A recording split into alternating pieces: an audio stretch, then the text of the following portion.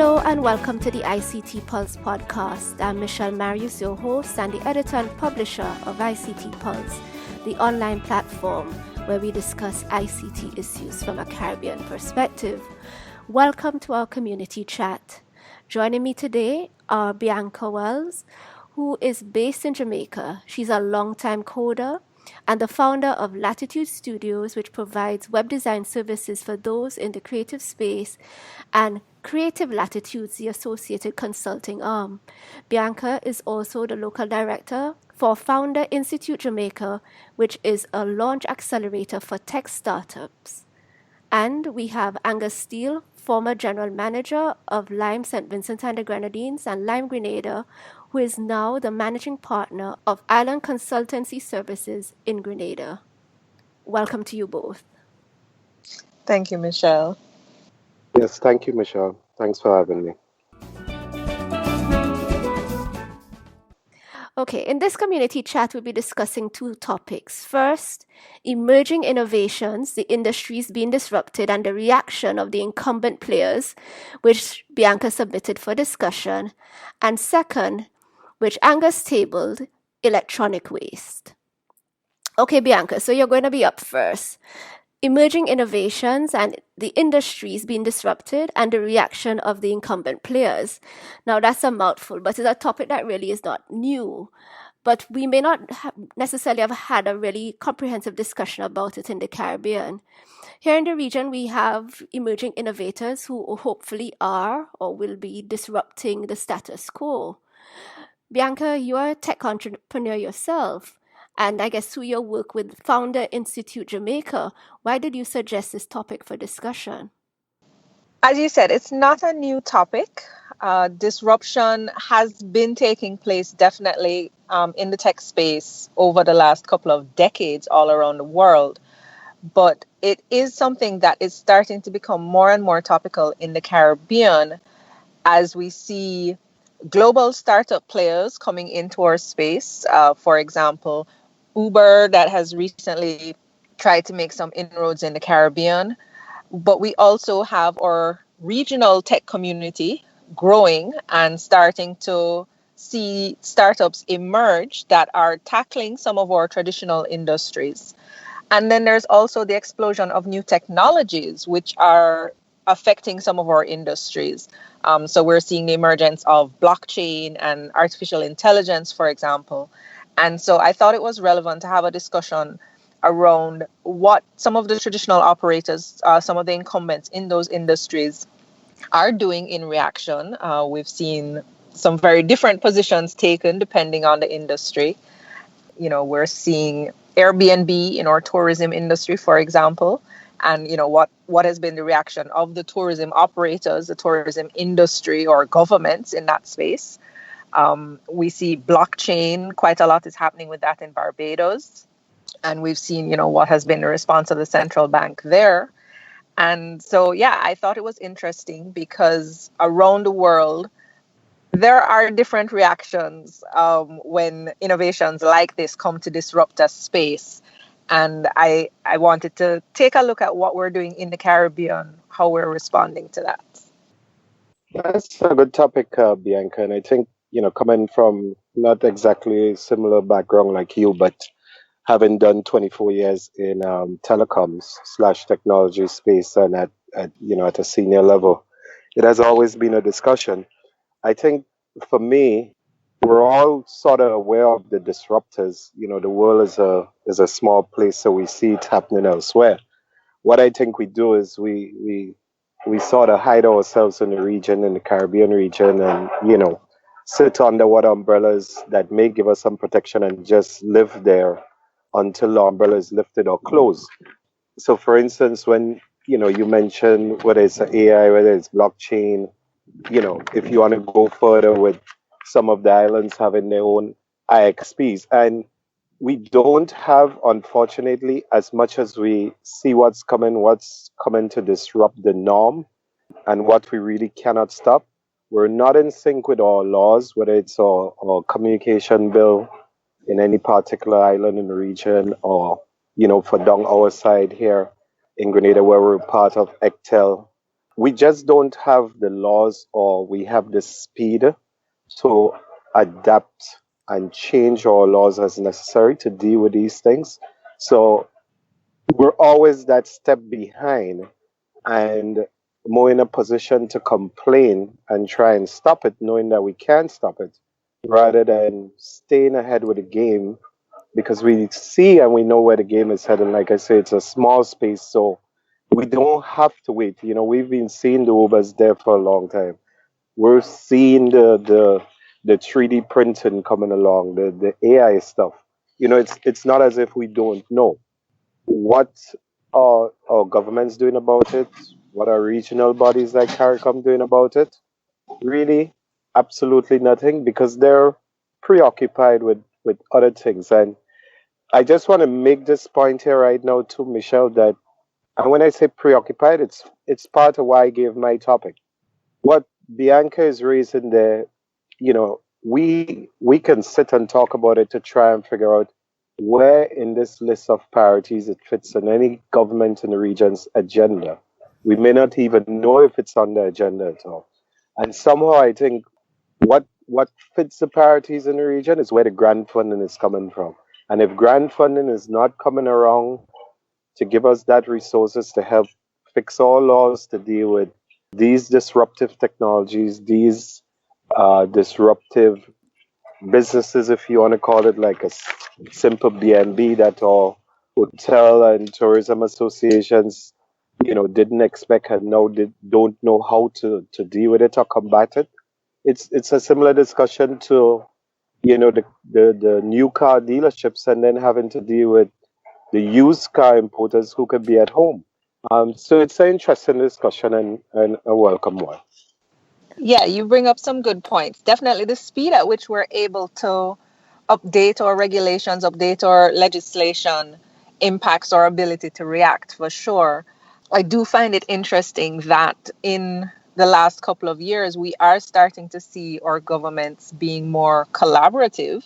And so, like, as I mentioned, the central bank in Barbados is taking a more collaborative approach and looking at how blockchain can work in tandem with the central banking system. Here in Jamaica, we have our Ministry of Tourism trying to work with Airbnb to incorporate them into the system rather than simply trying to throw up blocks, because it is happening. You know, it is happening and it is coming and it is changing the face of the industry. And in many cases, it does make more sense to try and work with the disruptors than to simply throw up blocks.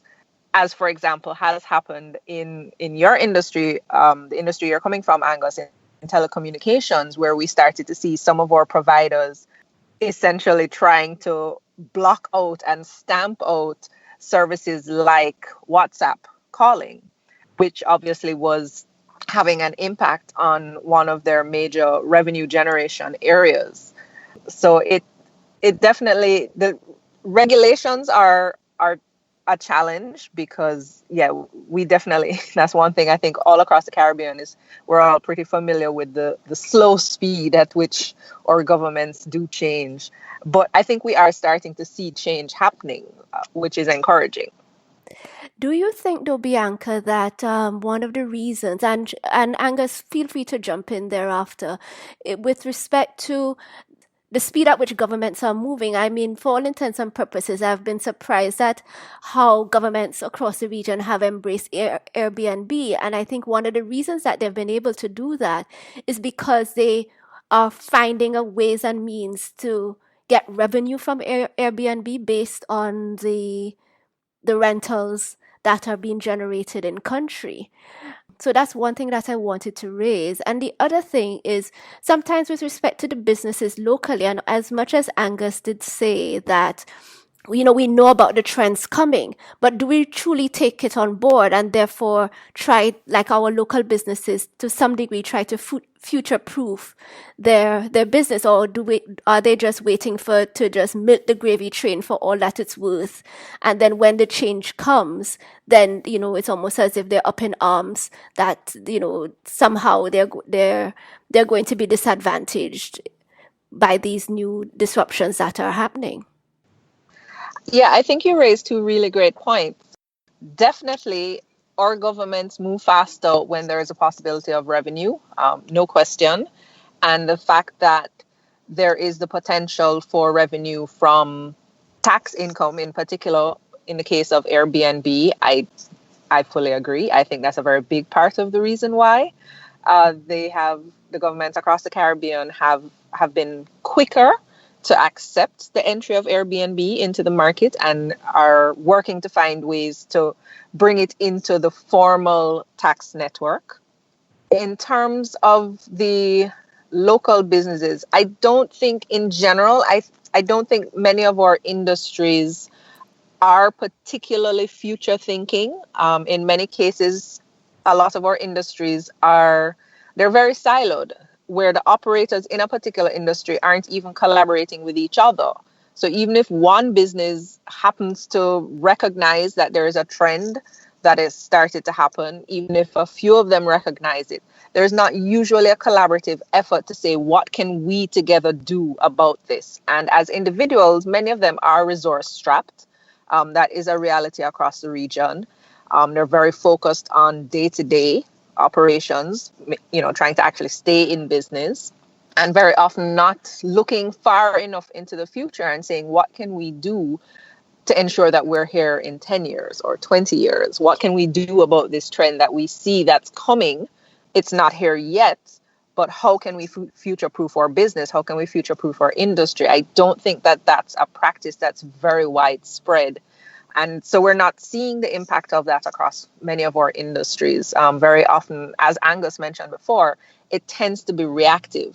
It's when something now gets here and is now impacting the way we do business, we start to go, oh, what can we do about this? And very often the temptation is to try and stop it before it gets worse. Which usually by then it's too late because the technology is here. It's already part of the day to day. Yeah, and if I said the discussions like what we have, these discussions should be taking place in places like Chamber of Commerce, employers, foundations, and federations, showing them that you need to have the discussions that go beyond whether you just speak to your members about taxes and what you think about taxes or how you can get reliefs or concessions on different things. These organizations need to recognize that technology is what drives everything in the world now, is what makes the world itself a smaller place. And you have to keep your members up to date in having persons come and speak to you if they're too busy or, if I may say, too old fashioned to try and keep up, but to have people who can come laid out very simple ways so that at least hopefully one or two things will stick with them so that they will start adapting. And we're talking, this is a technology discussion we haven't, but you can take this discussion in so many simple ways. I've seen it here in Grenada where, hardly anyone goes to the market anymore because people are becoming their own salesperson and doing very good jobs at it to get into you, the consumer, even for agricultural products. So the model is changing, whether or not it's being driven by innovation, whether it's being driven by economic hardships towards continued survival. And that is happening throughout, whether it's technology or, as we mentioned, the Airbnbs. I just want to mention another thing too, Michelle, when you spoke about Barbados. Just recently, I was reading on one of my e-alerts of Barbados. I think it's via the central bank that you mentioned, setting up this fintech company or group that is specifically tasked at looking at financial technology products and services, how they move forward. And even that is something, that you see a lot of the regional banks, Trinidad having a big input into our countries on that. They're not bringing innovative products. They're not even changing the way they operate. And, that is in itself to me stifling the economy and stifling the pace at which we can do things. And that is probably one of the few sectors that continues to get away with it because the financial services in the region is so heavily guarded. But if there were openings, you would see people coming in and disrupt financial services as well, offering new technology products and making life just so much easier for people than, the traditional things we continue to have to deal with and use. So the disruption to me needs to continue to happen. It's the only way to force our governments, to force the changes in the legislation, to force the laws to be improved. If we don't have the disruption, it would, unfortunately, to me, just continue to be the same. As you said, just milk the cow until you can't milk the cow anymore, and you have to decide what to do next. You have to change. No, absolutely. And sorry, Angus, it was Bianca who had mentioned the central bank and the fintech thrust in Barbados. And actually, the whole energy behind fintech and the governments, many Caribbean governments, looking at that era very seriously, and blockchain and digital currencies is something that I find fascinating. And I'm hoping to probably have a discussion with one or two entities in the future on that issue. Bianca, you have anything to say about what Angus said before I sort of go on another tangent here? Well, no, I agree with him. What we have seen around the world and what's starting to happen here in the region is these technologies and the startups, looking at some of these different business models, what many of them do is not be tied by the regulations and sort of ask for permission afterwards. That's what Airbnb did all around the world. And it does sort of force the governments and force the traditional operators to now take a look at, what makes sense in that space. We have startups, kind of looking at loopholes, looking at ways to get things done that very often we are locked into what can be done because of the regulations and what they say, or because of the way things have always been done. And we see startups challenging that. And I think it's a necessary thing. And we're starting to see more and more of it in the Caribbean, even from some of our homegrown startups, where they are challenging the way things have always been done, or the way that, we think things should be done. And in doing that, they're forcing us to now take a look at, okay, maybe it is time for us to change. How do we move forward? And I think it's a fantastic phenomenon to watch. Absolutely. And you actually were thinking along the lines I wanted to mention, whereby we had been talking basically about external innovators coming into the region. But, for our local, homegrown innovators and how they are also trying to affect the paradigm. And even if it's for them to be able to have a successful business, to secure customers, I don't know whether or not you might be able to give us a little bit more insight based on your work, Bianca. And Angus, I don't know if you have been exposed in any way in this area, what you're seeing in terms of, some of our youth and I guess persons who starting businesses are going into AI and trying to use it in various ways here in the region. And probably I think tend to find it quite challenging to get customers, though they do have the expertise behind them to provide a really good product. Okay, sure. Let me just answer quickly in terms of what I have been seeing. We definitely have technology innovators and startups that are tapping into new technologies and some of these disruptive business models. What the limitations tend to be, so for example, you mentioned the issue of actually finding customers. Very often, a lot of our younger founders in particular they have weak networks. And so they very often don't know who to reach out to get support, to get resources. And in the Caribbean, our individual markets as islands are very small. And that does pose a bit of a challenge because, if you're working on something that's consumer facing, you basically need nearly 100% penetration to be able to have a sizable market of a couple million people in our larger islands. In some of the smaller islands, you're really talking about very small populations. And so we do need far greater collaboration across the region. We need partnerships. Very often we have people who are working on very similar things, but in their own individual small markets. And then the other challenge is that when we do see startups that have started to get some traction from customers, starts to get some interest, for them to grow, they need financial resources. And investment is something that is still a gap for us. We still don't have very strong venture capital networks across the region. We do have angel investment, which is growing, and we are starting to see some of our what we call growth startups that are larger, taking their companies, to an IPO on a junior market or the regular stock market. But that's an area that still needs boosting. We still need capital to support some of these growing startups, particularly as they look at expanding across the region, which is what many of them need to do in order to have something that's scalable. Absolutely. Angus? Yeah, no, I was saying I agree with what Bianca said. And for two of you sit in a large island compared to where I'm in a very much smaller island, the challenges are exactly as mentioned and even more.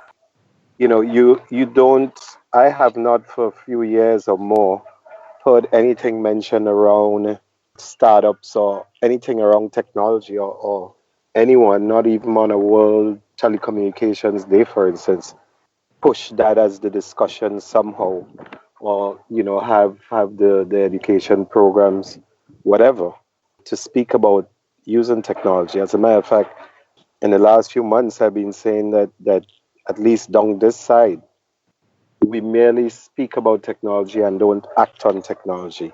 We speak about the importance of technology and we don't use that knowledge to drive any of the thinking or the priority setting. So it's even a greater challenge here. I mean, for instance, in Grenada, there's something called Startup Grenada, where you have grant funding actually up to about EC $160,000, which will be about US maybe around 60,000 US, that you can come with your business idea and present it, and not only get the money but get into a process that would help you with some evaluation, help with your business plan, help with evaluation of the business plan after 1 year, etc. But even for that, the way it's written, it doesn't even give encouragement for persons who are trying to be disruptors or have those great technology ideas to come forward. So there has been very little in this regard. I think probably one of the most commendable things I can say that would help drive some of that thinking with the younger persons thinking about it is that the university here, St. George's University, had actually introduced an animation course to help. If we have people here thinking in that direction, how can they get into that space? And as much as it's sort of off the side to what we're speaking about, it's just an avenue to help people think that we're small, but you can become an animator and think about movies, which is big. So there's a lot lacking. Bianca said it, finding the investment and then finding the funding, the resource to continue if you started would always remain an issue, especially if you don't have that national sort of government supporting mechanism, not just to back you up in words, but actually be there as a partner, knowing that this is important and this is forward thinking and could help, put a country on a map and get us going somewhere. So it is a problem, and I see that it is going to continue to be a problem. A few of the islands have places called centers of excellence as a sort of buzz phrase. There is one here, there's one in St. Vincent. There was discussions around there of building computers, rather than not just assembling parts together. But those things, again, they don't sit in the priority. What I keep mentioning is as a priority, or what seems to be the displayed priority by the governments down this side. So they end up being lip service, some basic activity, and then they seem to die in the background until someone like one of us decides to try and ask a question in public. I mean, the Grenada National ICT Strategy, for instance, has expired since 2010. Oh, That is a wow. national ICT strategy. It is, we're getting ready to end 2018, and that in itself speaks volumes to what is priority and volumes to how you can get innovation and get the disruption in to help push you forward if you wanted to stay in the same place. Absolutely. I think we can end on that sobering note. And let's move on to our second and final topic, which would be on electronic waste. So, whether we realize it or not, electronic waste is becoming an issue in the Caribbean. I don't even know whether or not it's fair to say becoming an issue or is an issue. And I guess Angus will put me right on that in a moment.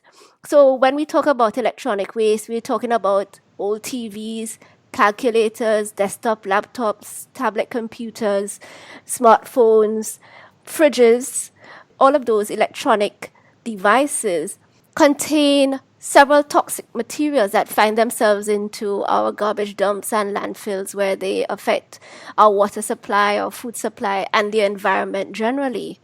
So, Angus, you indicated that electronic waste is a topic you're researching. Is there a particular concern you want us to focus on? Well, not particular. I think the discussion here would help my general thoughts as it keeps evolving. I mean, it concerns me like you for many of the things you said. Recently there was an article that was speaking about the whole issue on electronic waste and the fact that if consumers went for better built smartphones, for instance, and handsets or devices that are more high end and most likely more durable, that would tend to help our environments a bit. And that just sparks something in my head immediately because our region, for instance, is known to grab at items generally based on price. And we have parts of the world, no, I don't have to shy away from saying it. You have the mighty Chinas, who need to flood the rest of the world with just about everything to get it off their hands because they just have so much. And we're the perfect, dumping markets for it. So we're moving ahead.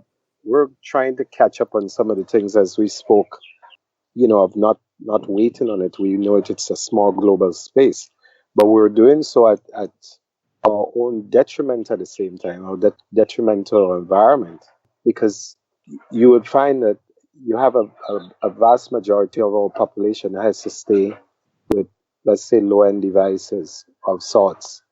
And in turn, those low-end devices, which have very short lifespans, end up into our environment. There's no repair process to keep them going. And people are generally not interested in the repair process either. It's where do I get the next one and dump the old one? And the e-waste discussion, just kept on in my mind as I saw our entire region just moving forward, and in every opportunity and space to be speaking about climate change and protecting our environment. And we see some of the countries, including ours recently, putting a ban on styrofoam because styrofoam affects the environment. And again, I think, well, it's a priority because there's grant funding, but are you trying to protect the environment? And if so, which part of your discussion is looking at that increasing issue of e-waste, the dumping of products? Again, back to the legislation, the lack of us changing our legislation to retire things in our region, so that you retire cathode ray type TVs and make sure that you do not allow it to be imported into your market.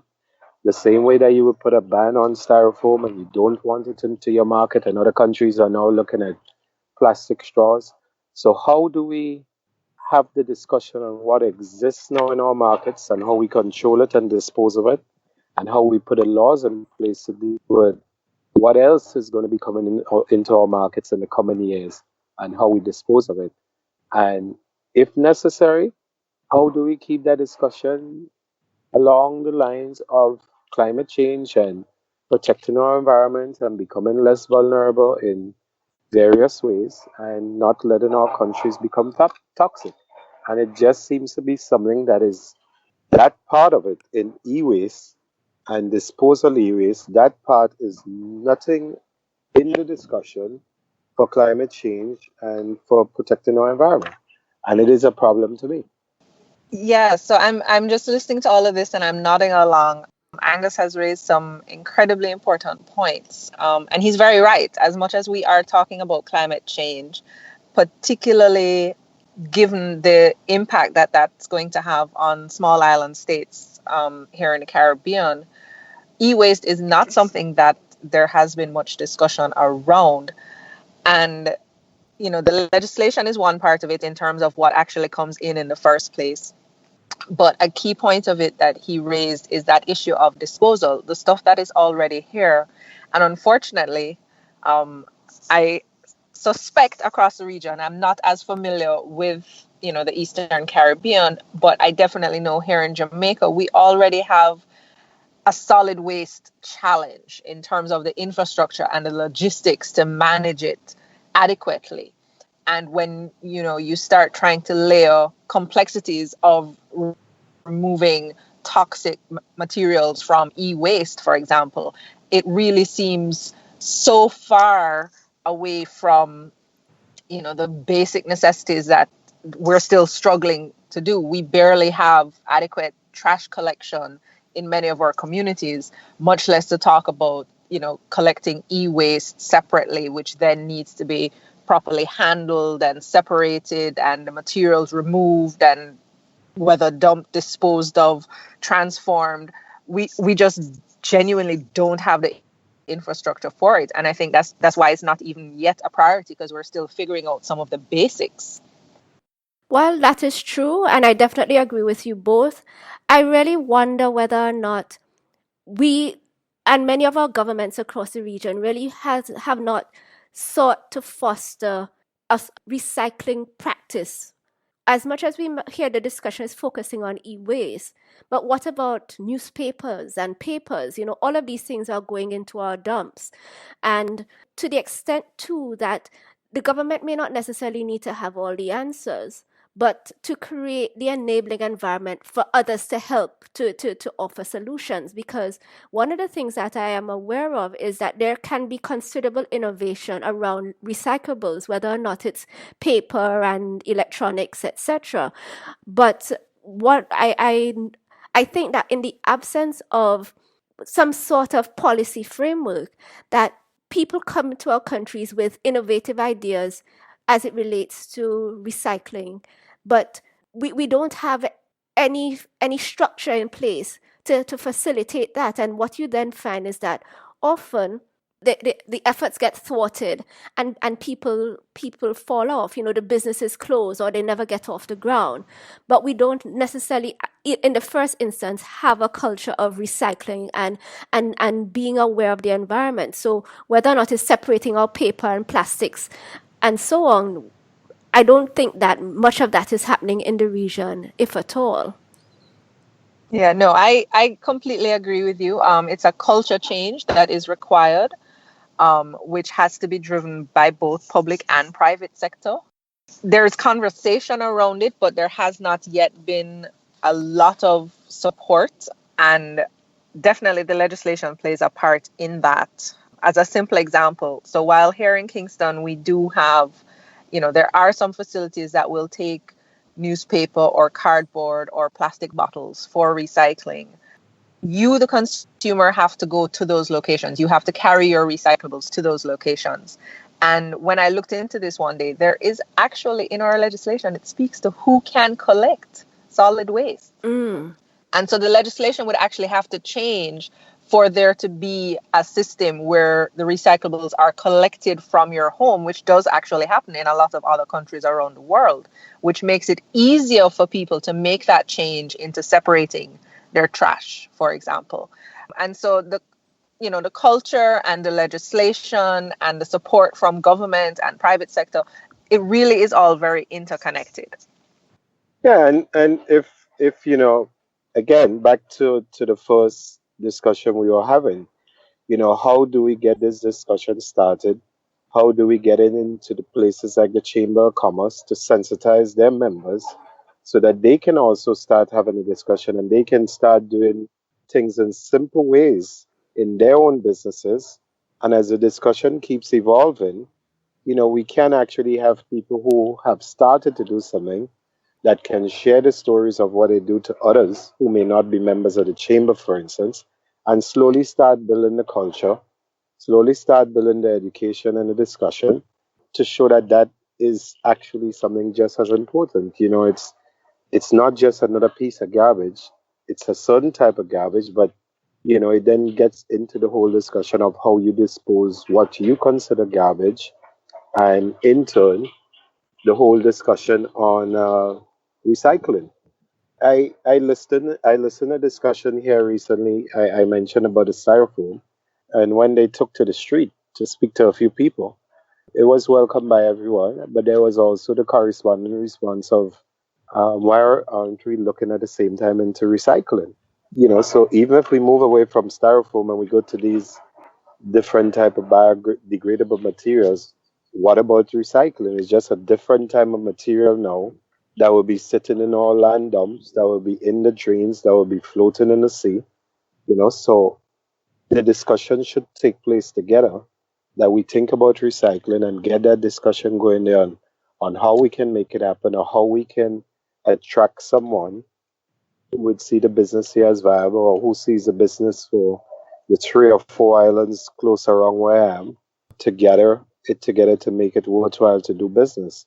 But there needs to be the discussion, and people like us, we need to get in there and talk about these toxic materials on these electronic bowls, etc., that gets into our landfill, that gets into our water systems, and maybe having impacts on our communities, on our societies, maybe having impacts that eventually affect productivity in the workplace, etc. And we don't have any way of knowing it can be linked back to this as creating this new problem. And the discussion needs to start because it's only going to get worse. Like I said, we're not in this habit to fix anything as best as possible. We change, which means we dump. It's how we get a discussion started to bring this to the fore and get it to have some sort of relevance in someone or some group's mind that can eventually get it into the list of government's agenda.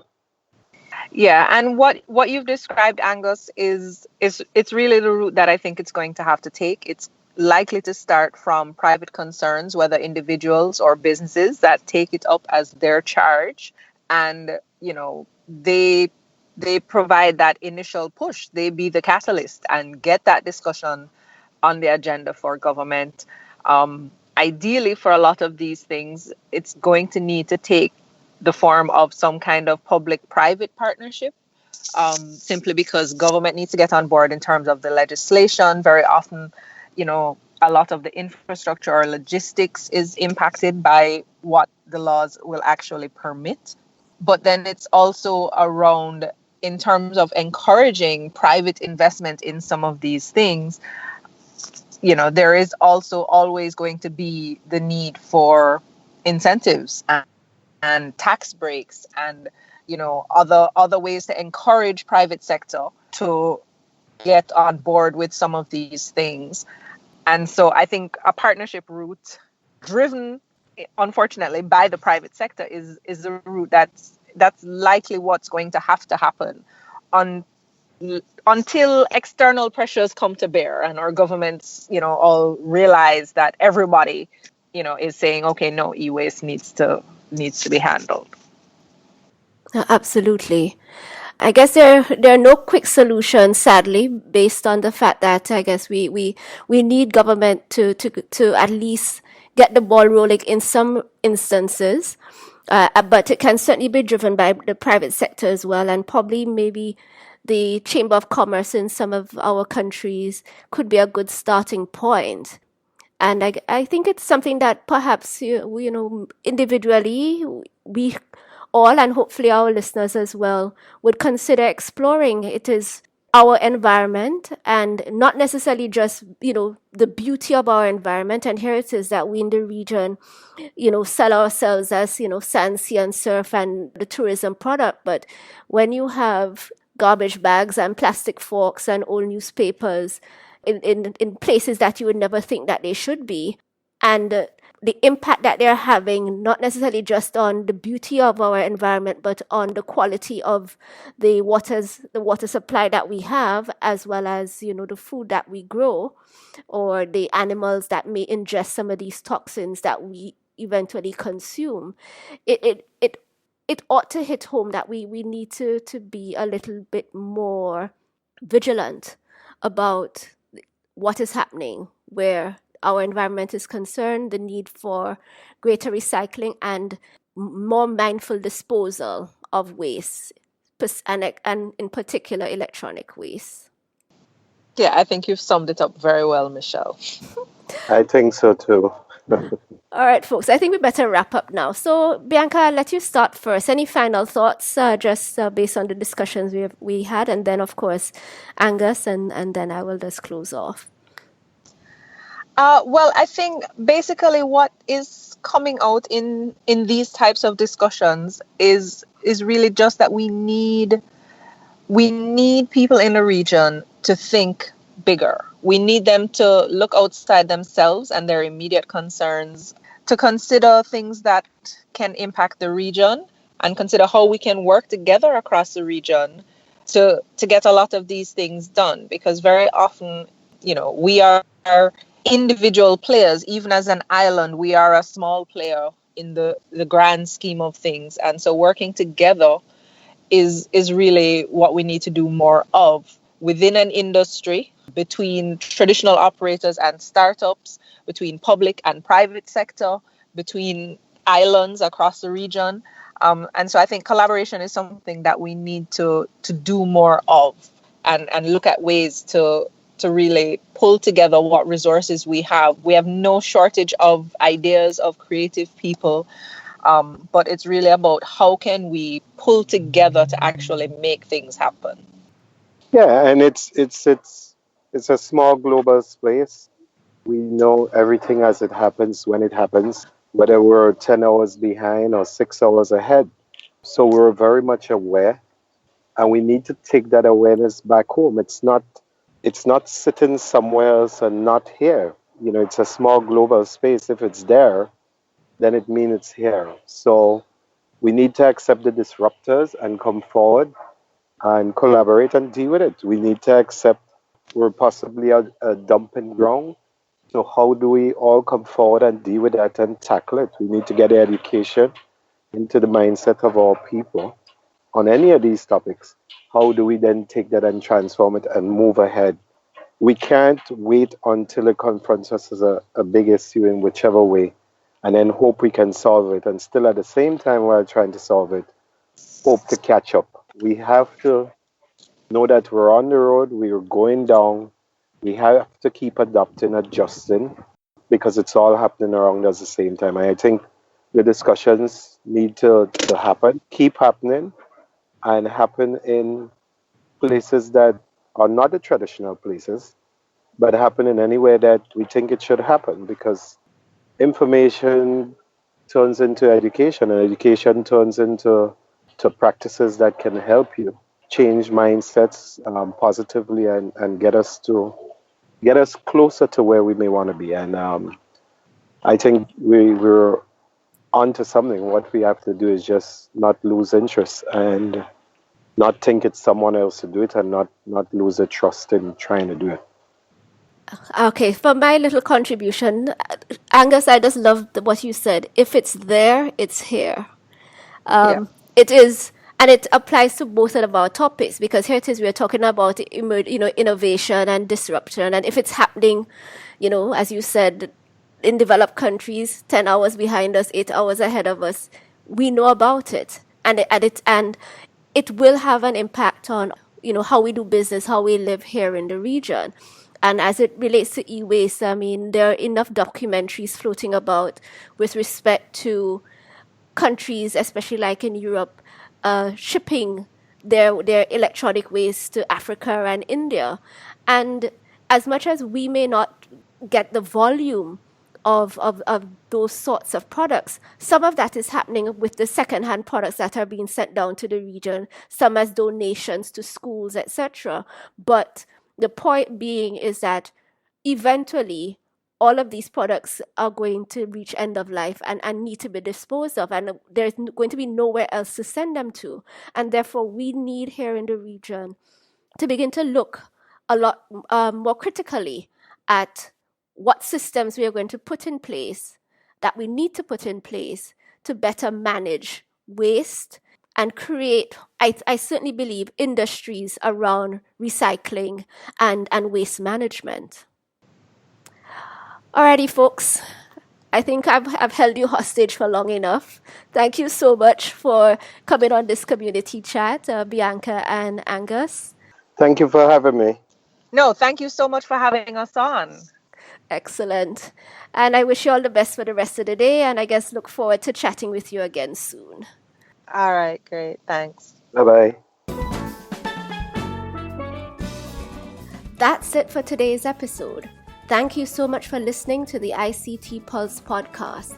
You can find links to some of the things we talked about on our website, ict-pulse.com. If you like this episode, please show your support by leaving us a review on iTunes, as it will help others find the show. You can email us at info@ict-pulse.com or drop us a note on our Facebook page, facebook.com/ICTPulse, or via Twitter @ICTPulse. We hope you'll join us again for our next episode. Take care.